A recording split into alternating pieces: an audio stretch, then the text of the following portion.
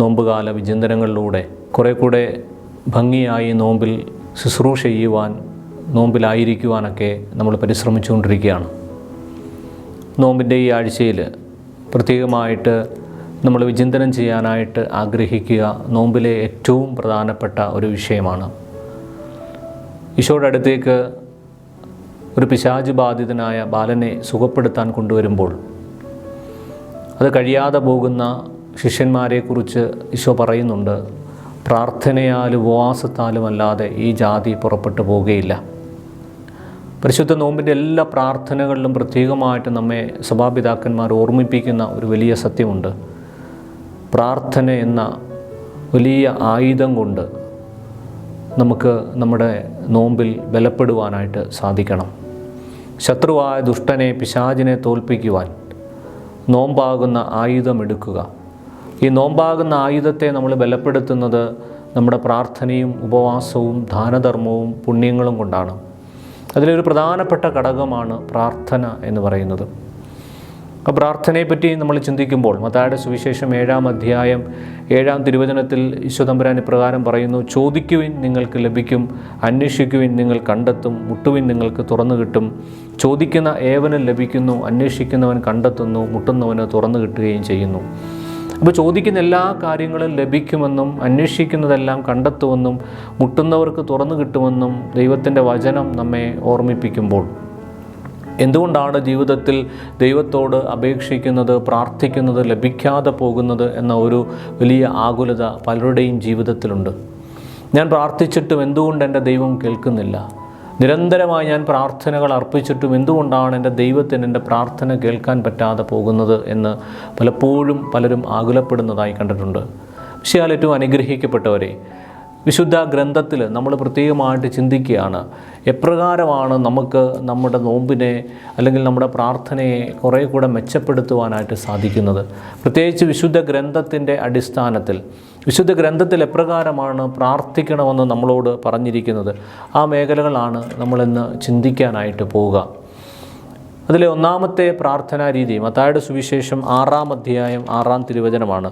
അവിടെ വചനം ഇപ്രകാരം പറയുന്നു, നീ പ്രാർത്ഥിക്കുമ്പോൾ നിൻ്റെ മുറിയിൽ കടന്ന് കതകടച്ച് രഹസ്യമായി നിൻ്റെ പിതാവിനോട് പ്രാർത്ഥിക്കുക, രഹസ്യങ്ങൾ അറിയുന്ന പിതാവ് നിനക്ക് പ്രതിഫലം നൽകും. സ്നേഹമുള്ളവരെ, ഇതൊരു വ്യക്തിപരമായ പ്രാർത്ഥനയാണ് സൂചിപ്പിക്കുന്നത്. ഇതിനകത്ത് നിന്ന് നമ്മൾ ശ്രദ്ധിക്കേണ്ട കാര്യം, നീ മുറിയിൽ കടന്ന് നിൻ്റെ കതകുകൾ അടച്ച് രഹസ്യമായി നിൻ്റെ പിതാവിനോട് പ്രാർത്ഥിക്കുക. അതായത് ദൈവത്തോട് പ്രാർത്ഥനയിലൂടെ വ്യക്തിബന്ധം പുലർത്തുവാനായിട്ട് തമ്പുരാൻ നമ്മെ ഓർമ്മിപ്പിക്കുന്നുണ്ട്. എല്ലാ പ്രാർത്ഥനകളുടെയും അടിസ്ഥാനം പേഴ്സണൽ പ്രെയറാണ്. വ്യക്തിപരമായ പ്രാർത്ഥന അല്ലെങ്കിൽ വ്യക്തിപരമായ ദൈവബന്ധമാണ് നമ്മളുടെ എല്ലാ പ്രാർത്ഥനകളുടെയും എല്ലാ വിശ്വാസത്തിൻ്റെയും എല്ലാ സഭാത്മക ജീവിതത്തിൻ്റെയും അടിസ്ഥാനം എന്ന് പറയുന്നത്. അതുകൊണ്ടൊരു വ്യക്തിയെ സംബന്ധിച്ചിടത്തോളം ആ വ്യക്തിയുടെ ജീവിതത്തിൽ ഏറ്റവും അനിവാര്യമായിട്ടുണ്ടാകേണ്ട പ്രാർത്ഥനയാണ് വ്യക്തിപരമായ പ്രാർത്ഥന. വ്യക്തിപരമായി പ്രാർത്ഥിക്കുമ്പോൾ ദൈവവുമായിട്ടൊരു വ്യക്തിബന്ധത്തിലാവുന്നു. ആ വ്യക്തിബന്ധം ആഴപ്പെടുന്നു. ആ ആഴം വലിയ സ്നേഹത്തിലേക്കും വലിയ നന്മയിലേക്കും മാറുകയാണ്. അപ്പോൾ എൻ്റെ വ്യക്തിപരമായ പ്രാർത്ഥനയിലൂടെ മാത്രമേ എനിക്കൊരു വ്യക്തിപരമായ ദൈവബന്ധം ഉണ്ടാക്കിയെടുക്കാനായിട്ട് സാധിക്കത്തുള്ളൂ. അതായത് ദൈവത്തോടൊപ്പം ആയിരിക്കുക എന്ന് പറയുക. ദൈവം തമ്പുരാനെ കേൾക്കുവാനും ദൈവത്തോട് ഒറ്റയ്ക്ക് സംസാരിക്കുവാനും സമയം കണ്ടെത്തുന്ന ഒരു പ്രത്യേക സാഹചര്യം. അതുകൊണ്ടാണ് ബഥാനിയയിലെ വീട്ടിൽ തമ്പുരാന് മാർത്തയെ ഓർമ്മിപ്പിക്കുന്ന ഒരു കാര്യമുണ്ട്. മറിയം നല്ല ഭാഗം തിരഞ്ഞെടുത്തിരിക്കുന്നു. അവൾ എൻ്റെ പാദാന്തികത്തിൽ ഇരുന്നു കൊണ്ട് എന്നിൽ നിന്ന് കേൾക്കുവാനും എന്നോട് സംസാരിക്കുവാനും ആഗ്രഹിക്കുന്നത് അവൾ നല്ല ഭാഗം തിരഞ്ഞെടുത്തു എന്നാണ്. ദൈവ സമ്പാദനം എന്നൊക്കെ മറിവാനിയോസ് പിതാവ് ഇതിനെ ഓർമ്മിപ്പിക്കുന്നുണ്ട്. ദൈവസേവനത്തേക്കാൾ അത്യുത്തമം ദൈവസമ്പാദനം എന്നൊക്കെ പറയുമ്പോൾ ദൈവത്തെ സമ്പാദിക്കുന്നത്, ദൈവകൃപ സമ്പാദിക്കുന്നത് നമ്മൾ വ്യക്തിപരമായ പ്രാർത്ഥനയിലൂടെയാണ്, വ്യക്തിപരമായ ഒരു ദൈവബന്ധത്തിലൂടെയാണ്. ഈ നോമ്പ് കാലത്ത് നമ്മൾ 50 ദിവസം പല കാര്യങ്ങളിൽ നിന്നും മാറി നമ്മുടെ സ്വകാര്യ മുറികളിൽ, നമ്മുടെ സ്വകാര്യ ഇടങ്ങളിൽ, നമ്മുടെ സ്വകാര്യതയിൽ ദൈവം തമ്പുരാനുമായിട്ട് സംസാരിക്കുവാൻ, ദൈവം തമ്പുരാനോട് ചോദ്യങ്ങൾ ചോദിക്കുവാൻ, ദൈവത്തിൽ നിന്ന് കേൾക്കുവാൻ, ദൈവവചനത്തിൻ്റെ മുമ്പിലായിരിക്കുവാൻ, വ്യക്തിപരമായ ജപമാലകൾ ചൊല്ലുവാൻ, വ്യക്തിപരമായ കുരിശിൻ്റെ വഴി നടത്തുവാൻ, വ്യക്തിപരമായ ഭക്തി അഭ്യാസങ്ങൾ നടത്തുവാൻ പ്രിയപ്പെട്ടവരെ നമ്മൾ പരിശ്രമിക്കണം. ഒരു വ്യക്തിപരമായ ബന്ധം ദൈവത്തോട് നമ്മൾ ഉണ്ടാക്കിയെടുക്കണം. ഒരു പേഴ്സണൽ പ്രെയർ ഈ നോമ്പ് കാലത്ത് ഏറ്റവും ശക്തിപ്പെടേണ്ട ഒരു പ്രാർത്ഥനയാണ്. ഈശോയുടെ ജീവിതത്തിലേക്ക് നമ്മൾ കടന്നു പോകുമ്പോൾ നമ്മൾ കാണുന്നുണ്ട്, മർക്കോസിൻ്റെ സുവിശേഷം 1-ാം അധ്യായം അതിൻ്റെ 35-ാമത്തെ തിരുവചനത്തിൽ നമ്മൾ ഇപ്രകാരം വായിക്കുന്നുണ്ട്. അവൻ അതിരാവിലെ ഉണർന്നെഴുന്നേറ്റ് വിജന സ്ഥലത്തേക്ക് പോയി അവിടെ അവൻ പ്രാർത്ഥനയിലായിരുന്നു എന്ന് ദൈവത്തിൻ്റെ വചനം പറയുകയാണ്. അവൻ അതിരാവിലെ എഴുന്നേറ്റ് വിജന സ്ഥലത്തേക്ക് പോവുകയാണ്. അവിടെ അവൻ പ്രാർത്ഥനയിലായിരുന്നു. അതായത് ഈശോ തൻ്റെ പിതാവിനോട് ഒരു ഗാഢബന്ധം പുലർത്തുന്നുണ്ട്. ഈശോയുടെ ജീവിതത്തിൽ എപ്പോഴും ഒരു വ്യക്തിപരമായ ബന്ധം തൻ്റെ പിതാവിനോട് നിലനിർത്തിക്കൊണ്ടാണ് തൻ്റെ ശുശ്രൂഷകളെല്ലാം നിർവഹിക്കുന്നത്. ലൂക്കായുടെ സുവിശേഷം 5-ാം അധ്യായം 16-ാം തിരുവചനത്തിലും നമ്മളിത് കാണുന്നുണ്ട്. ലൂക്ക 5:16. അതായത് തമ്പുരാൻ ഒരു കുഷ്ഠരോഗിക്ക് സൗഖ്യം കൊടുത്തു കഴിയുമ്പോൾ അനേകം മനുഷ്യർ ഈശോയിൽ നിന്ന് സൗഖ്യം പ്രാപിക്കുവാനും അവനെ കേൾക്കുവാനുമായി കടന്നു വന്നപ്പോൾ അവൻ വിജന പ്രദേശത്തേക്ക് പിൻവാങ്ങി അവിടെ പ്രാർത്ഥിച്ചുകൊണ്ടിരുന്നു. അപ്പോൾ പരസ്യമായി ശുശ്രൂഷ ചെയ്യുന്ന കർത്താവിനെ മാത്രം നമ്മൾ ശ്രദ്ധിക്കാതെ രഹസ്യമായി പ്രാർത്ഥിക്കുന്ന, വിജന സ്ഥലങ്ങളിൽ പ്രാർത്ഥിക്കുന്ന, മലമുകളിൽ പ്രാർത്ഥിക്കുന്ന, അതിരാവിലെ എഴുന്നേറ്റ് ഒറ്റപ്പെട്ട ഇടങ്ങളിൽ മരുഭൂമികളിൽ പോയിരുന്ന് തൻ്റെ പിതാവിനോട് പ്രാർത്ഥിക്കുന്ന ഒരു പുത്രൻ തമ്പുരാനെ കൂടി ഈ നോമ്പ് കാലത്ത് നമ്മുടെ ശ്രദ്ധയിലേക്ക് നമ്മൾ കൊണ്ടുവരേണ്ടതായിട്ടുണ്ട്. ലൂക്കായുടെ സുവിശേഷത്തിൻ്റെ 6:12 നമ്മൾ ഈ വചനം കാണുകയാണ്. അവൻ ഒരു മലയിലേക്ക് പോയി രാത്രി മുഴുവൻ അവിടെ പ്രാർത്ഥിച്ചുകൊണ്ടിരുന്നു എന്ന് വചനം പറയുകയാണ്. രാത്രി മുഴുവൻ പ്രാർത്ഥിച്ച തമ്പുരാൻ പ്രഭാതമായപ്പോൾ തൻ്റെ ശിഷ്യന്മാരുടെ കൂട്ടത്തിൽ നിന്ന് 12 പേരെ തിരഞ്ഞെടുത്തു എന്ന് വചനം പറയുകയാണ്. ലൂക്ക 6:12. സ്നേഹമുള്ളവരെ, ഈശോ തൻ്റെ ശിഷ്യന്മാരെ തിരഞ്ഞെടുക്കുന്നതിന് മുമ്പ്, ശിഷ്യഗണത്തിൽ നിന്ന് 12 അപ്പോസ്തലന്മാരെ തിരഞ്ഞെടുക്കുന്നതിന് മുമ്പ് രാത്രിയുടെ യാമം മുഴുവൻ തൻ്റെ പിതാവിനോട് ഇതാരെ തിരഞ്ഞെടുക്കണമെന്ന പൂർണ്ണമായ ബോധ്യം വരുവാൻ, അല്ലെങ്കിൽ പിതാവിൽ നിന്ന് കേൾക്കുവാനായിട്ട് രാത്രിയുടെ യാമം മുഴുവൻ അവൻ ചെലവഴിച്ചു. പ്രഭാതമായപ്പോൾ അവൻ അതിൽ നിന്ന് 12 പേരെ തിരഞ്ഞെടുത്തു എന്ന് വചനം പറയുകയാണ്. മോശയും ഏലിയാവും ഒക്കെ തങ്ങളുടെ ജീവിതത്തിൽ നോമ്പനുഷ്ഠിക്കുമ്പോൾ ഏകാന്തതയിലായിരുന്നതിനെക്കുറിച്ച്, മലമുകളിലായിരുന്നതിനെക്കുറിച്ച് നമ്മൾ കാണുന്നുണ്ട്. സിനായ് മലയുടെ മുകളിൽ 40 ദിനരാത്രങ്ങൾ മോശ തൻ്റെ ദൈവത്തോട് ബന്ധപ്പെട്ട് നിൽക്കുന്നതായിട്ട് നമ്മൾ വചനത്തിൽ കാണുന്നുണ്ട്. ഹൊറേബ് മലയിൽ 40 ദിനരാത്രങ്ങൾ ദൈവത്തോട് ബന്ധപ്പെട്ട് നിൽക്കുന്ന ഏലിയായെ നമ്മൾ കാണുന്നുണ്ട്. അങ്ങനെ ഓരോ പിതാക്കന്മാരുടെയും പ്രവാചകന്മാരുടെയും ജീവിതം പരിശോധിക്കുമ്പോൾ അവർക്കൊക്കെ ഒരു വ്യക്തിപരമായ ദൈവബന്ധം ഉണ്ടായിരുന്നു. അതുകൊണ്ട് വ്യക്തിപരമായ പ്രാർത്ഥന ഏറ്റവും പ്രധാനപ്പെട്ടൊരു പ്രാർത്ഥനയായി മാറേണ്ടതായിട്ടുണ്ട്. വ്യക്തിപരമായ ബന്ധം എല്ലാ പ്രാർത്ഥനകളെയും സ്വാധീനിക്കും. എല്ലാ പ്രാർത്ഥനകളും സ്നേഹമുള്ളതായി മാറുന്നത് വ്യക്തിപരമായ പ്രാർത്ഥനയിലൂടെ നമ്മൾ കണ്ടെത്തുന്ന ദൈവത്തോടുള്ള വ്യക്തിബന്ധത്തിലാണ്. അപ്പോൾ അങ്ങനെ ഒരു വ്യക്തിബന്ധം ഈ നോമ്പ് കാലത്ത് ആർജിച്ചെടുക്കുവാനായിട്ട് നമുക്ക് സാധിക്കണം. അതുകൊണ്ട് പ്രിയപ്പെട്ടവരെ, ഒന്നാമത്തെ പ്രാർത്ഥനാ രീതി എന്ന് പറയുന്നത് വ്യക്തിപരമായ പ്രാർത്ഥനയാണ്. മത്തായിയുടെ സുവിശേഷം 6-ാം അധ്യായം 6-ാം തിരുവചനത്തിൽ നമ്മൾ കണ്ടതുപോലെ, നിൻ്റെ മുറിക്കകത്ത് പ്രവേശിച്ച് കതകടച്ച് രഹസ്യങ്ങൾ അറിയുന്ന നിൻ്റെ ദൈവത്തോട് നീ പ്രാർത്ഥിക്കണമെന്ന് മറിയത്തെക്കുറിച്ച് പറഞ്ഞതുപോലെ നല്ല ഭാഗം തിരഞ്ഞെടുക്കുന്നു. അതൊരു ദൈവ സമ്പാദന മാർഗമാണ്. ദൈവസമ്പാദന മാർഗമാണ് വ്യക്തിപരമായ പ്രാർത്ഥന എന്ന് പറയുന്നത്. ഇതാണ് അതിൻ്റെ ഒന്നാമത്തെ പ്രാർത്ഥന രീതി എന്ന് പറയുന്നത്. രണ്ടാമത്തെ പ്രാർത്ഥനാ രീതി ലൂക്കായുടെ സുവിശേഷം അതിൻ്റെ 18-ാമത്തെ അധ്യായത്തിൽ നമ്മൾ കാണുന്നതാണ്. 1 മുതലുള്ള തിരുവചനങ്ങളിൽ ഈശോ തമ്പുരാൻ ഒരു ഉപമ പറയുന്നുണ്ട്. ഒരു ന്യായാധിപൻ്റെയും വിധവയുടെയും ഉപമയാണ് നമ്മളവിടെ കാണുക. ഒരു ന്യായാധിപൻ്റെ അടുക്കലേക്ക് ഒരു വിധവ തൻ്റെ ആവശ്യങ്ങൾ സാധിച്ചു കിട്ടുവാനായിട്ട് കടന്നു ചെല്ലുന്നു. തൻ്റെ പ്രതിയോഗിക്കെതിരെ തനിക്ക് നീതി നടത്തി തരുവാൻ വേണ്ടി ഈ ന്യായാധിപനെ സമീപിക്കുമ്പോൾ അദ്ദേഹം ദൈവ ഭയമില്ലാത്തവനും മനുഷ്യനെ മാനിക്കാത്തവനുമാണ്. എങ്കിലും നിരന്തരമായിട്ട് ഈ വിധവ അവനെ ശല്യപ്പെടുത്തുമ്പോൾ അവൻ നീതി നടത്തി കൊടുക്കുന്നു എന്ന് വചനം പറയുകയാണ്. അപ്പോൾ ലൂക്കായുടെ സുവിശേഷം 18-ാം അധ്യായം 1-ാം വാക്യത്തിൽ ഈശോ അമ്മയെ ഓർമ്മിപ്പിക്കുന്നു, ഭഗ്നാശരാകാതെ എപ്പോഴും പ്രാർത്ഥിച്ചുകൊണ്ടേയിരിക്കണം. ഒരാവശ്യത്തിൻ്റെ മേൽ, ഒരു നിയോഗത്തിൻ്റെ മേൽ ദൈവം തമ്പുരാൻ എപ്പോഴാണോ തൻ്റെ കരങ്ങൾ വയ്ക്കുന്നതെന്ന് നമുക്കറിഞ്ഞുകൂടാ. അതുകൊണ്ട് നമ്മുടേതായിട്ടുള്ള കണക്കുകൂട്ടലുകളനുസരിച്ച് പ്രാർത്ഥനയെ കാണരുത്. ദൈവത്തിൻ്റെ കണക്കുകൂട്ടലുകൾക്കും ദൈവത്തിൻ്റെ പദ്ധതികൾക്കും ദൈവത്തിൻ്റെ സമയത്തിനും വേണ്ടി നമ്മൾ വിട്ടുകൊടുത്തുകൊണ്ട് ദൈവം തമ്പുരാൻ്റെ സന്നിധിയിൽ നമ്മൾ പ്രാർത്ഥിക്കണം. അതുകൊണ്ട് വചനം പറയുകയാണ്, ഭഗ്നാശരാകാതെ എപ്പോഴും പ്രാർത്ഥിക്കണം. ഇവിടെ വചനം പറയുന്നുണ്ട്, തമ്പുരാൻ രാവും പകലും തന്നെ വിളിച്ച് കരയുന്ന തൻ്റെ തിരഞ്ഞെടുക്കപ്പെട്ടവർക്ക് ദൈവം നീതി നടത്തി കൊടുക്കുകയില്ലേ? അതായത് ഈ ദൈവഭയമില്ലാത്ത, മനുഷ്യനെ മാനിക്കാത്ത മനുഷ്യൻ പോലും നിരന്തരമായ ശല്യം കാരണം, അല്ലെങ്കിൽ ഈ വിധവ നിരന്തരം തന്നെ ശല്യപ്പെടുത്തിയപ്പോൾ അവൾക്ക് നീതി നടത്തി കൊടുത്തുവെങ്കിൽ തന്നെ വിളിച്ച് കരയുന്ന തൻ്റെ പ്രിയപ്പെട്ട മക്കൾക്ക് പിതാവായ ദൈവം നീതി നടത്തി കൊടുക്കുകയില്ലേ? ഇതാണ് ഈശോ നമ്മളോട് ചോദിക്കുന്നത്. അതുകൊണ്ട് നിരന്തരമായി പ്രാർത്ഥിക്കണം. റോമാക്കാർക്ക് എഴുതിയ ലേഖനം 12-ാം അധ്യായം 12-ാം തിരുവചനത്തിൽ വചനം പറയുന്നുണ്ട്, നിങ്ങൾ പ്രാർത്ഥനയിൽ സ്ഥിരതയുള്ളവരായിരിക്കുവിൻ. പൗലോസ് തൻ്റെ സഭകൾക്കെല്ലാം ലേഖനങ്ങൾ എഴുതുമ്പോൾ അവിടെയെല്ലാം ഒന്നിൽ അതിൻ്റെ ആരംഭത്തിൽ അല്ലെങ്കിൽ അതിൻ്റെ അവസാനത്തിൽ പൗലോസ് ഓർമ്മിപ്പിക്കുന്നുണ്ട്, നിങ്ങൾ പ്രാർത്ഥനയിൽ സ്ഥിരത ഉള്ളവരായിരിക്കണം. നിരന്തരം എനിക്ക് വേണ്ടി പ്രാർത്ഥിക്കണം. നിരന്തരം ഈ ശുശ്രൂഷകൾക്ക് വേണ്ടി നിങ്ങൾ പ്രാർത്ഥിക്കണം. സ്നേഹമുള്ളവരെ, ദൈവത്തിൻ്റെ പദ്ധതി വെളിപ്പെടാൻ വേണ്ടി നമ്മൾ പ്രാർത്ഥിക്കണം. നമ്മുടേതായിട്ടുള്ള സമയവും നമ്മുടേതായിട്ടുള്ള കാര്യങ്ങളും ക്രമീകരിച്ച് പ്രാർത്ഥിച്ച് ഫലമില്ല എന്ന് പറഞ്ഞ് നിരാശരാകാതെ ദൈവത്തിൻ്റെ സമയത്തിനും ദൈവത്തിൻ്റെ പദ്ധതിക്കും നമ്മളെ തന്നെ വിട്ടുകൊടുത്തുകൊണ്ട് ഒരു നിയോഗം പൂർത്തീകരിക്കപ്പെടുന്നത് അത് ദൈവ പദ്ധതി അതിൻ്റെ മേൽ നിറവേറുമ്പോഴാണ്. നമ്മുടെ പദ്ധതിയും നമ്മുടെ ആഗ്രഹങ്ങളും ഒരു കാര്യത്തിൻ്റെ മേൽ നിറവേറുമ്പോഴല്ല അത് പ്രാർത്ഥന കേട്ടു എന്ന് പറയുന്നത്, അല്ലെങ്കിൽ നിറവേറാതെ പോകുമ്പോഴല്ല ദൈവം പ്രാർത്ഥന കേൾക്കുന്നവനല്ല എന്ന് പറയേണ്ടത്.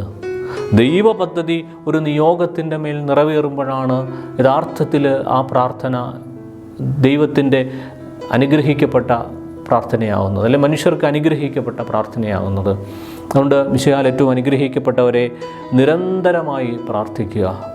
ആവശ്യങ്ങളിൽ മാത്രം കണ്ടെത്തുന്ന ഒരാളല്ല നമ്മുടെ ദൈവം, അല്ലെ ചില പ്രത്യേക ജീവിത സാഹചര്യങ്ങളിൽ മാത്രം തേടിപ്പോകുന്ന ഒരിടമല്ല ദൈവത്തിൻ്റെ ആലയം. ദൈവം എന്ന് പറയുന്നത് നിരന്തരം നമ്മൾ ബന്ധപ്പെട്ട് നിൽക്കുന്ന ഒരു യാഥാർത്ഥ്യമാണ്. അതുകൊണ്ട് തന്നെ നിരന്തരം പ്രാർത്ഥിക്കുവാനായിട്ട്, അത് സുഖത്തിലും ദുഃഖത്തിലും പ്രാർത്ഥിക്കുവാൻ കഴിയണം. പ്രതികൂലങ്ങളിലും അനുകൂലങ്ങളിലും നമ്മൾ പ്രാർത്ഥിക്കുവാനായിട്ട് നമുക്ക് കഴിയണം. പ്രകൃതി ദുരന്തങ്ങൾ വന്നാലും വന്നില്ലെങ്കിലും നമുക്ക് പ്രാർത്ഥിക്കുവാനായിട്ട് കഴിയണം. പകർച്ചവ്യാധികൾ വന്നാലും വന്നില്ലെങ്കിലും നമുക്ക് പ്രാർത്ഥിക്കുവാനായിട്ട് സാധിക്കണം. അതുകൊണ്ട് മിശിഹായിൽ ഏറ്റവും അനുഗ്രഹിക്കപ്പെട്ടവരെ നമ്മൾ നിരന്തരം പ്രാർത്ഥിക്കണമെന്ന് തമ്പുരാൻ നമ്മളെ ഓർമ്മിപ്പിക്കുകയാണ്. അതുകൊണ്ട് നിരന്തരം പ്രാർത്ഥനയുള്ള മനുഷ്യരായിട്ട് മാറുവാൻ നമുക്ക് സാധിക്കണം. ഇതാണ് രണ്ടാമത്തെ പ്രാർത്ഥനയിൽ ഈശോ തമ്പുരാൻ നമ്മെ ഓർമ്മിപ്പിക്കുക. മൂന്നാമതായിട്ട് ഈശോ തമ്പുരാൻ നമ്മളെ പ്രാർത്ഥിക്കാൻ പഠിപ്പിക്കുന്നത് ലൂക്കായുടെ സുവിശേഷം 18-ാം അധ്യായം 9 മുതലുള്ള തിരുവചനങ്ങളിലാണ്. അവിടെ പറഞ്ഞിരിക്കുന്നത് ഒരു ഫരീസേൻ്റെയും ചുങ്കക്കാരൻ്റെയും ദേവാലയത്തിലെ പ്രാർത്ഥനയെ പറ്റിയാണ്. ഫരീസനും ചുങ്കക്കാരനും പ്രാർത്ഥിക്കുവാൻ പോയി, പക്ഷേ ചുങ്കക്കാരൻ്റെ പ്രാർത്ഥന കുറേ കൂടെ ഹൃദയസ്പർശിയാണ് എന്ന് ദൈവം നമ്മെ ഓർമ്മപ്പെടുത്തുകയാണ്.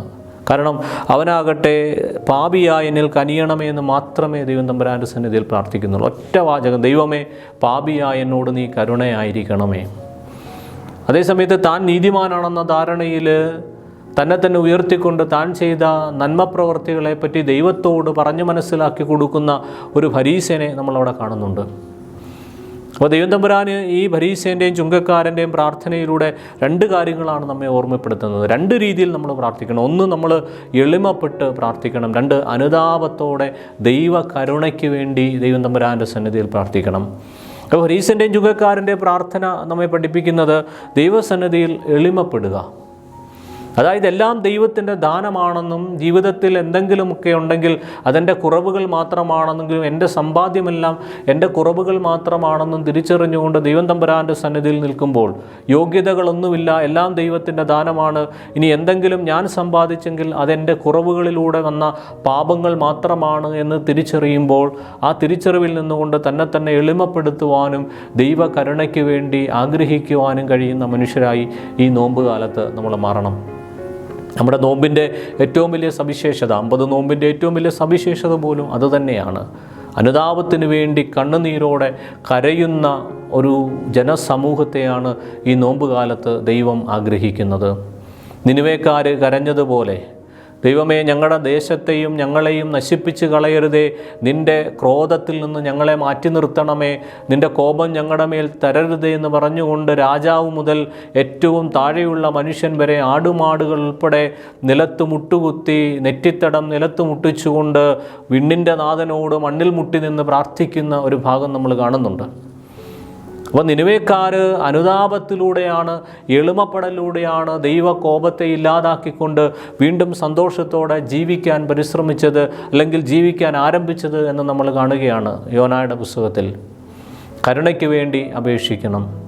ദൈവകരുണയ്ക്ക് വേണ്ടി അപേക്ഷിക്കണമെങ്കിൽ നമ്മൾ കഴിഞ്ഞ കാലങ്ങളിൽ നമ്മുടെ ജീവിതത്തിലുണ്ടായ വീഴ്ചകളെപ്പറ്റി ചിന്തിക്കുകയും ദൈവം തമ്പുരാൻ്റെ തിരുമുമ്പിലിരുന്നു കൊണ്ട് അനുതാപത്തോടെ കരയുകയും ചെയ്യേണ്ടതായിട്ടുണ്ട്. അപ്പോൾ അനുതാപത്തിൻ്റെ ഒരു പ്രാർത്ഥന ഉണ്ടാകട്ടെ, ഈ ചുങ്കക്കാരനെ പോലെ എളിമപ്പെടുത്തുന്ന ഒരു പ്രാർത്ഥന. അനുതാപത്തിലൂടെ മാത്രമേ, പാപബോധത്തിലൂടെയും തിരിച്ചറിവിലൂടെയും മാത്രമേ നമുക്ക് എളിമപ്പെടാനായിട്ട് സാധിക്കത്തുള്ളൂ.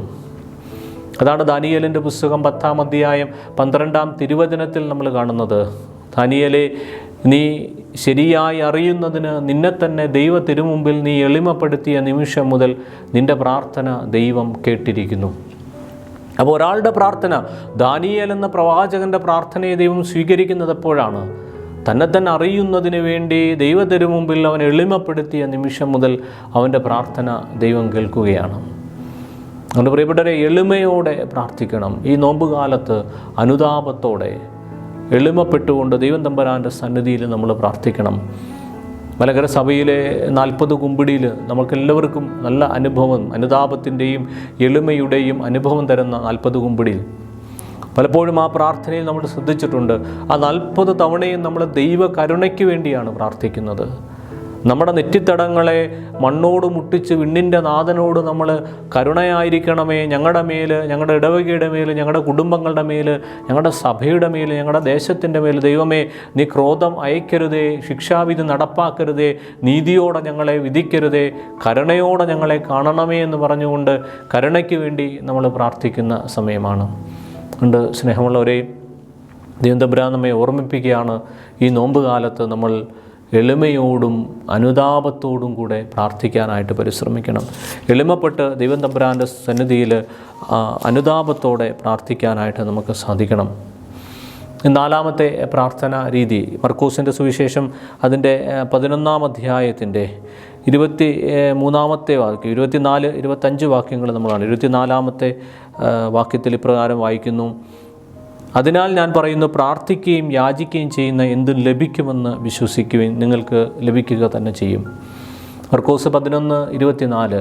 പ്രാർത്ഥിക്കുകയും യാചിക്കുകയും ചെയ്യുന്നതെല്ലാം ലഭിക്കുമെന്ന് വിശ്വസിക്കുവിൻ. സ്നേഹമുള്ളവരെ, വിശ്വാസത്തോടെ ദൈവസന്നിധിയിൽ പ്രാർത്ഥിക്കുവാനായിട്ട് സാധിക്കണം. ദൈവസന്നിധിയിൽ നമ്മൾ പ്രാർത്ഥന നടത്തുമ്പോൾ നമുക്ക് ദൈവം തമ്പുരാൻ നീതി നടത്തിത്തരും, നമ്മുടെ നിയോഗങ്ങളുടെ മേൽ ദൈവം തമ്പുരാൻ ഇടപെടും എന്ന് വിശ്വാസത്തോടെ പ്രാർത്ഥിക്കുവാനായിട്ട് സാധിക്കണം. പ്രാർത്ഥിക്കുകയും യാചിക്കുകയും ചെയ്യുന്നതെല്ലാം ലഭിക്കുമെന്ന് വിശ്വസിക്കുവിൻ. ഒരുപക്ഷെ ദൈവം തമ്പുരാൻ കുറേ കൂടെ വിശ്വാസത്തെ ആഴപ്പെടാൻ വേണ്ടി പറയാൻ ആഗ്രഹിക്കുന്നുണ്ട്. ലഭിച്ചു കഴിഞ്ഞു എന്ന് വിശ്വസിച്ച് പ്രാർത്ഥിക്കാനായിട്ട് നിങ്ങൾക്ക് സാധിക്കുമോ? നിങ്ങൾ പ്രാർത്ഥിച്ചതും യാചിച്ചതുമെല്ലാം നിങ്ങൾക്ക് ലഭിച്ചു കഴിഞ്ഞു എന്ന് വിശ്വസിക്കുവാനായിട്ട് സാധിക്കുമോ? അങ്ങനെ ഒരു വിശ്വാസ തലത്തിൽ നിന്നുകൊണ്ട് നിങ്ങൾക്ക് പ്രാർത്ഥിക്കുവാനായിട്ട് സാധിക്കുമോ? അപ്പോസ്തല പ്രവർത്തനങ്ങൾ 12-ാം അധ്യായത്തിൽ ഒരു സംഭവം നമ്മൾ വായിക്കുന്നുണ്ട്. ഹെറോദേസിൻ്റെ ഭടന്മാർ വന്ന് പത്രോസിനെയും യാക്കോബിനെയും പിടിച്ചുകൊണ്ട് പോയി യാക്കോബിനെ വാളിനിരയാക്കി രക്തസാക്ഷിയാക്കി കഴിയുമ്പോൾ പത്രോസിനെ പരസ്യ വിചാരണയ്ക്ക് വേണ്ടി തടങ്കിൽ പാർപ്പിക്കുന്നൊരു സംഭവമുണ്ട്. അങ്ങനെ തടങ്കിൽ പാർപ്പിക്കുന്ന സമയത്ത് നമ്മൾ കാണുകയാണ്, അപ്പോസ്തലന്മാർ ഒരു ഭവനത്തിൽ ഒരുമിച്ച് കൂടിയിരുന്ന് പ്രാർത്ഥിക്കുന്നു. അവർ പ്രാർത്ഥിക്കുന്നത് സഭയുടെ തലവനായ പത്രോസിൻ്റെ മോചനത്തിന് വേണ്ടിയാണ്. അവരുടെ ദൈവത്തിൻ്റെ സന്നിധിയിൽ മുട്ടിപ്പായിട്ട് പ്രാർത്ഥിച്ചുകൊണ്ടിരിക്കുമ്പോൾ നമ്മൾ കാണുകയാണ്, കാരാഗൃഹത്തിൻ്റെ വാതിൽ ദൈവത്തിൻ്റെ ദൂതൻ തുറന്നു കൊടുത്ത് പത്രോസിനെ ആ കാരാഗൃഹത്തിൽ നിന്ന് പുറത്തിറക്കി. ദൂതൻ മുൻപേ നടക്കുന്നു, പത്രോസ് പിന്നാലെ നടന്നു വന്ന് എവിടെയാണോ ഇവർ പ്രാർത്ഥിച്ചു കൊണ്ടിരുന്ന ആ ഇടത്ത് വന്ന് ആ വീടിൻ്റെ വാതിലിൽ മുട്ടുന്നതായിട്ട് നമ്മൾ വചനത്തിൽ കാണുകയാണ്. അപ്പോസ്തല പ്രവർത്തനങ്ങൾ 12-ാം അധ്യായത്തിൽ. അങ്ങനെ പത്രോസിൻ വാതിലിൽ മുട്ടുമ്പോൾ ഉള്ളിൽ പ്രാർത്ഥിച്ചുകൊണ്ടിരുന്ന, ഭവനത്തിനകത്ത് പ്രാർത്ഥിച്ചുകൊണ്ടിരുന്ന അപ്പോസ്തലന്മാർ ഹെറോദസിൻ്റെ പടയാളികൾ, യഹൂദന്മാർ ഞങ്ങളെയും പിടിക്കാൻ വന്നു എന്ന് തെറ്റിദ്ധരിച്ചിട്ട് ഭയപ്പെട്ടുകൊണ്ട് വാതിൽ തുറക്കാൻ മടിക്കുകയാണ്.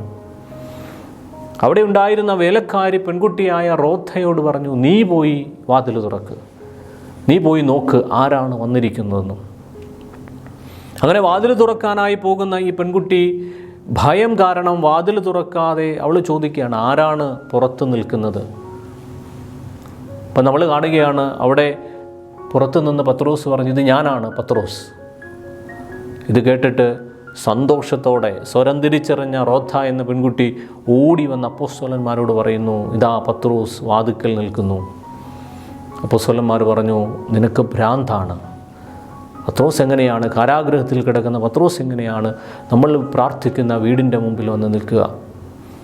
സ്നേഹമുള്ളവരെ, അവർ പിന്നീട് ആ യാഥാർത്ഥ്യം തിരിച്ചറിയുന്നുണ്ട്. അവർ ചെന്ന് പത്രോസിനെ കണ്ട് മനസ്സിലാക്കുന്നുണ്ട്. അതായത് ദൈവത്തിൻ്റെ വചനം നമ്മളോട് പറയാണ്, നിങ്ങൾ പ്രാർത്ഥിക്കുകയും യാചിക്കുകയും ചെയ്യുന്നതെല്ലാം ലഭിച്ചു കഴിഞ്ഞു.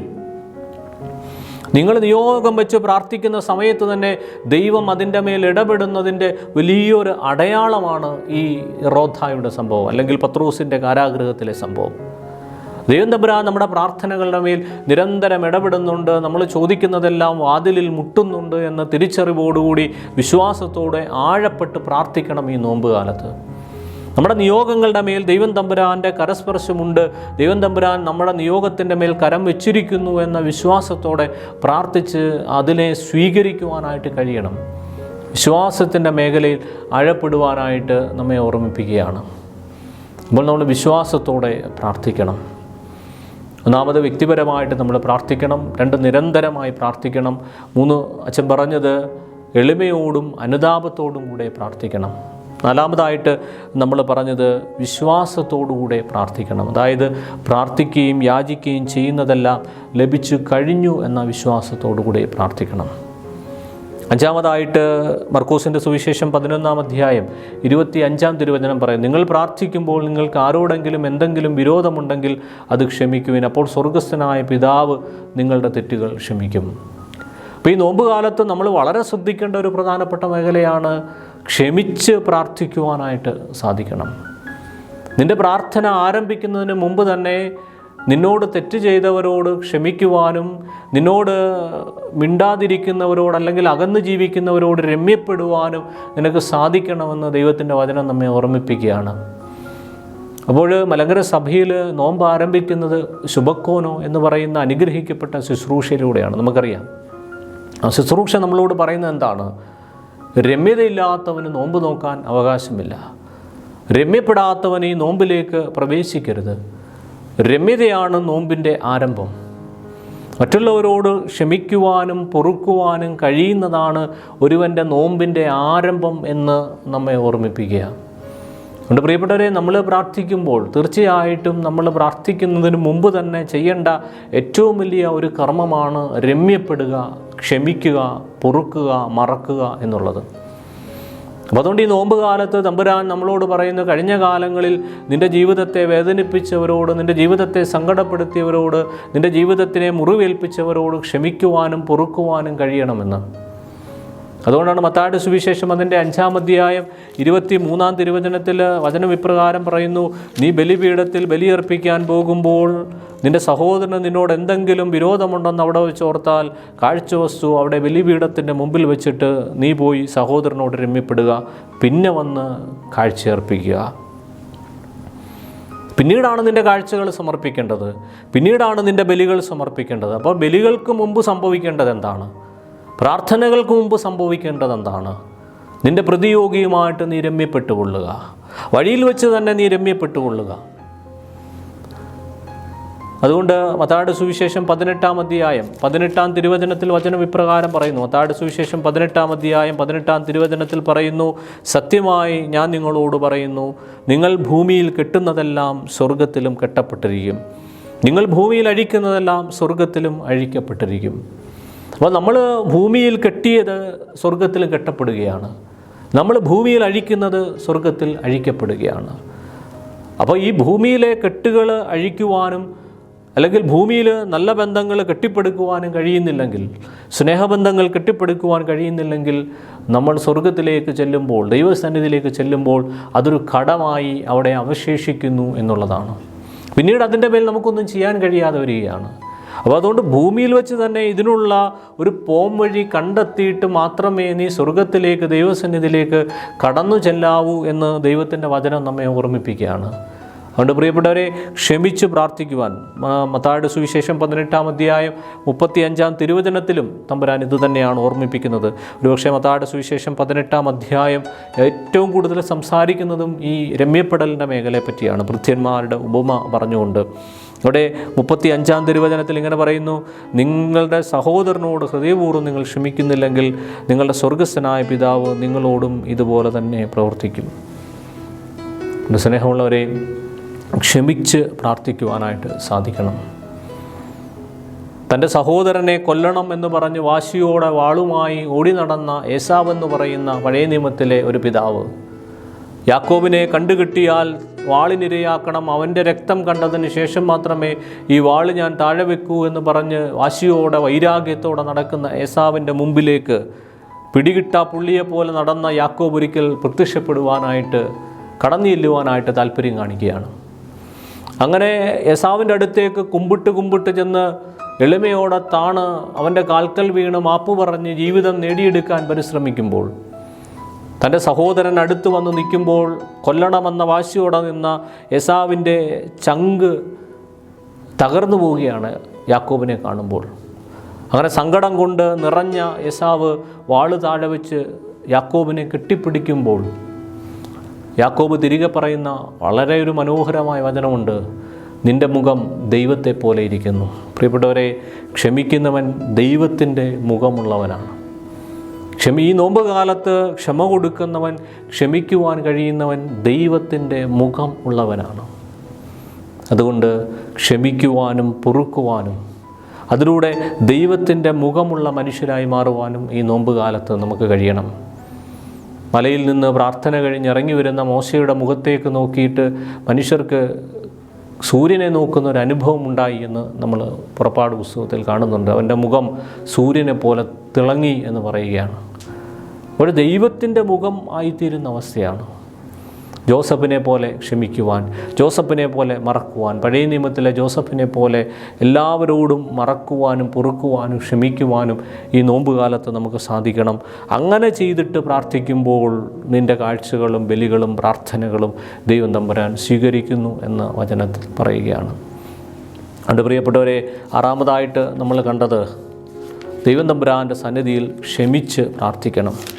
ഏഴാമത്തെ പ്രാർത്ഥനയെപ്പറ്റി പറയുന്നത് ലൂക്കായുടെ സുവിശേഷം അതിൻ്റെ 22-ാമത്തെ അധ്യായത്തിൻ്റെ 46-ാം വാക്യത്തിലാണ്. അവൻ അവരോട് ചോദിച്ചു, നിങ്ങൾ ഉറങ്ങുന്നതെന്ത്? പരീക്ഷയിൽ അകപ്പെടാതിരിപ്പാൻ ഉണർന്നിരുന്ന് പ്രാർത്ഥിക്കുവിൻ. ഉണർവോടെ ജാഗരൂകതയോടെ പ്രാർത്ഥിക്കണം നമ്മൾ. ദൈവം തമ്പുരാൻ പറയുന്നു, നിങ്ങൾ പരീക്ഷയിൽ അകപ്പെടാതിരിപ്പാൻ ഉണർവോടെ പ്രാർത്ഥിക്കണം. കാരണം നിരന്തരം പ്രലോഭനങ്ങളും പരീക്ഷകളും നമ്മുടെ മേൽ കടന്നു വരുന്നുണ്ട്. അപ്പം അതിലൊക്കെ അതിജീവിക്കുവാൻ വേണ്ടി നമ്മുടെ പ്രാർത്ഥനയ്ക്ക് ഉണർവുണ്ടാകണം, നമ്മുടെ ബലികൾക്ക് ഉണർവുണ്ടാകണം. ഉണർവുള്ള പ്രാർത്ഥനയാണ് ദൈവത്തെ പ്രസാദിപ്പിക്കുന്ന, ദൈവത്തെ സന്തോഷിപ്പിക്കുന്ന, ദൈവത്തിന് പോലും നമ്മുടെ മേൽ വലിയ സ്നേഹം തോന്നുന്ന, താല്പര്യം തോന്നുന്ന ഉണർവുള്ള പ്രാർത്ഥന ഉണ്ടായിരിക്കണം. ജാഗരൂകതയുള്ള പ്രാർത്ഥന നമുക്കുണ്ടാകണം ഈ നോമ്പ് കാലത്ത്. ലൂക്കായുടെ സുവിശേഷം 21-ാം അധ്യായത്തിൻ്റെ 34 മുതൽ 36 വരെയുള്ള തിരുവചനങ്ങളിൽ നമ്മൾ വായിക്കുന്നുണ്ട്. ലൂക്ക 21, 34 മുതൽ 36 വരെ. സുഖലോലുപത, മദ്യാസക്തി, ജീവിത വ്യഗ്രത എന്നിവയാൽ നിങ്ങളുടെ മനസ്സ് ദുർബലമാവുകയും ആ ദിവസം ഒരു കെണി പോലെ പെട്ടെന്ന് നിങ്ങളുടെ മേൽ വന്ന് വീഴുകയും ചെയ്യാതിരിക്കുവാൻ ശ്രദ്ധിക്കുവിൻ. അപ്പോൾ ഒരു കെണി നമ്മുടെ മേൽ വന്ന് വീഴാതിരിക്കുവാൻ നമ്മൾ ശ്രദ്ധിക്കുവിൻ. ജീവിതം പ്രലോഭനങ്ങളാലും പാപങ്ങളാലും തളർന്നു പോകുമ്പോൾ നമ്മുടെ ജീവിതത്തിൻ്റെ മേൽ കെണി വീഴാതിരിക്കുവാൻ, എന്തെന്നാൽ ഭൂമുഖത്ത് ജീവിക്കുന്ന എല്ലാവരുടെ മേൽ ഇത് നിപതിക്കും. അതിന് വചനം പറയുകയാണ്, സംഭവിക്കാനിരിക്കുന്ന ഇവയിൽ നിന്നെല്ലാം രക്ഷപ്പെട്ട് മനുഷ്യപുത്രൻ്റെ മുമ്പിൽ പ്രത്യക്ഷപ്പെടാൻ വേണ്ട കരുത്ത് ലഭിക്കുവാൻ സദാ പ്രാർത്ഥിച്ചുകൊണ്ട് ജാഗരൂകരായിരിക്കുവിൻ. സദാ പ്രാർത്ഥിച്ചുകൊണ്ട് നിങ്ങൾ ജാഗ്രതയോടുകൂടെ ആയിരിക്കുവിൻ.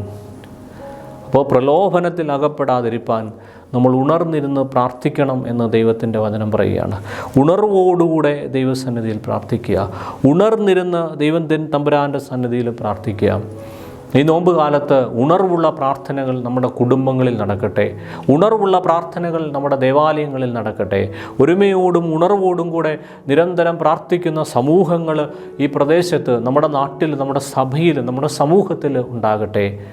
അനേകരെ പ്രാർത്ഥനയിലേക്ക് ആകർഷിക്കുന്ന, അനേകർക്ക് കൂടെ ചേർന്ന് പ്രാർത്ഥിക്കണമെന്ന് തോന്നുന്ന, അനേകർക്ക് ചേർന്ന് നിന്ന് പ്രാർത്ഥിക്കണമെന്ന് തോന്നുന്ന ഉണർവുള്ള യോഗങ്ങൾ നമുക്കുണ്ടാകട്ടെ. ഉണർവുള്ള പ്രാർത്ഥനാ കൂട്ടായ്മകൾ നമുക്കുണ്ടാകട്ടെ. അലസതയുടെയും മന്ദതയുടെയും പ്രാർത്ഥനകളെ എടുത്തു മാറ്റിയിട്ട്, സാത്താൻ്റെ പ്രലോഭനങ്ങൾക്ക് വഴിപ്പെട്ടു പോകുന്ന പ്രാർത്ഥനകളെ എടുത്തു മാറ്റിയിട്ട് ഉണർവുള്ള തീഷ്ണതയുള്ള പ്രാർത്ഥന, അതുകൊണ്ട് ഉണർന്നിരുന്ന് ഈ നോമ്പ് കാലത്ത് പ്രാർത്ഥിക്കുവാനായിട്ട് നമുക്ക് സാധിക്കണം.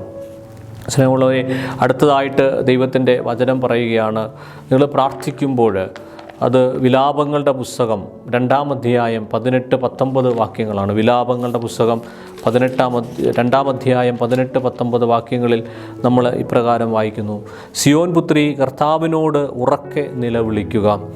രാവും പകലും മഹാപ്രവാഹം പോലെ നിൻ്റെ കണ്ണുനീരൊഴുകട്ടെ. നീ വിശ്രമിക്കരുത്, നിൻ്റെ കണ്ണുകൾക്ക് നീ വിശ്രമം നൽകരുത്. രാത്രിയുടെ യാമങ്ങളുടെ ആരംഭത്തിൽ എഴുന്നേറ്റ് ഉറക്ക നിലവിളിക്കുക. കർത്താവിൻ്റെ സന്നിധിയിൽ ജലധാര പോലെ നിൻ്റെ ഹൃദയത്തെ ചൊരിയുക. നാൽക്കവലകളിൽ വിശന്നു തളർന്ന് വീഴുന്ന നിൻ്റെ മക്കളുടെ ജീവന് വേണ്ടി നീ അവിടുത്തെ സന്നിധിയിലേക്ക് കൈകളെ ഉയർത്തുക. സ്നേഹമുള്ളവരെ, കരഞ്ഞ് ദൈവസന്നിധിയിൽ പ്രാർത്ഥിക്കണം. അത് രാത്രിയുടെ യാമങ്ങളിൽ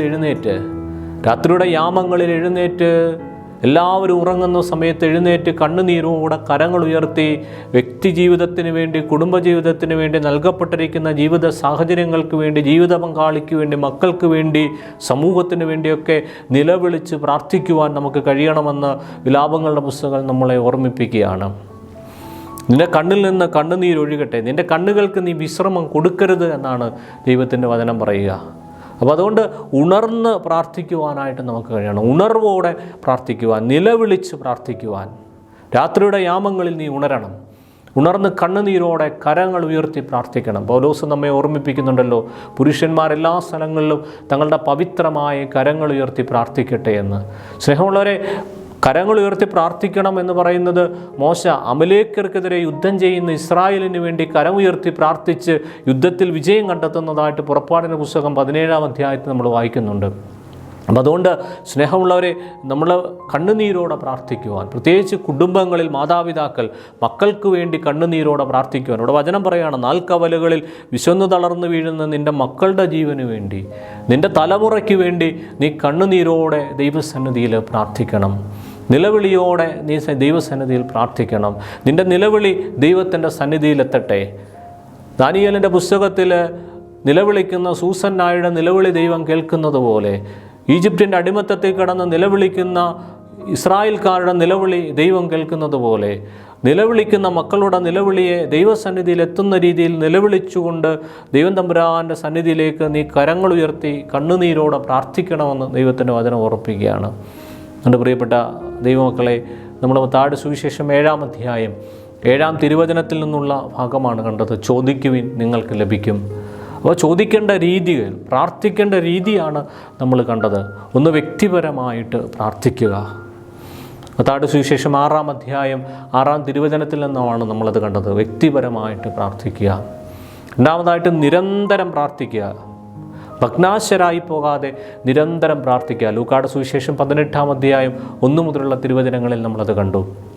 മൂന്നാമതായിട്ട് നമ്മൾ കണ്ടത് എളിമയോടും അനുതാപത്തോടും കൂടെ പ്രാർത്ഥിക്കുക. ലൂക്കായുടെ സുവിശേഷം 18-ാം അധ്യായത്തിൻ്റെ 9 മുതലുള്ള വചനങ്ങളിൽ ഫരീസേൻ്റെയും ചുങ്കക്കാരൻ്റെയും പ്രാർത്ഥനയിൽ നിന്ന് നമ്മളത് കണ്ടു. നാലാമതായിട്ട് നമ്മൾ കണ്ടത് വിശ്വാസത്തോട് പ്രാർത്ഥിക്കുക. മർക്കോസിൻ്റെ സുവിശേഷം 11-ാം അധ്യായം 24-ാമത്തെ വാക്യത്തിൽ പ്രാർത്ഥിക്കുകയും യാചിക്കുകയും ചെയ്യുന്നതെല്ലാം ലഭിക്കുമെന്ന് വിശ്വസിക്കുവിൻ. അഞ്ചാമതായിട്ട് നമ്മൾ കണ്ടത് ക്ഷമിച്ചു പ്രാർത്ഥിക്കുവിൻ. മർക്കോസിൻ്റെ സുവിശേഷം 11-ാം അധ്യായം 25-ാം വാക്യത്തിൽ ക്ഷമിച്ച് നിങ്ങൾ പ്രാർത്ഥിക്കുവിൻ. ക്ഷമയോടെ പ്രാർത്ഥിക്കുവാനായിട്ട്, ബലികൾക്ക് മുമ്പ് അനുരഞ്ജനപ്പെടുവാനായിട്ട് ദൈവം നമ്മെ ഓർമ്മിപ്പിക്കുകയാണ്.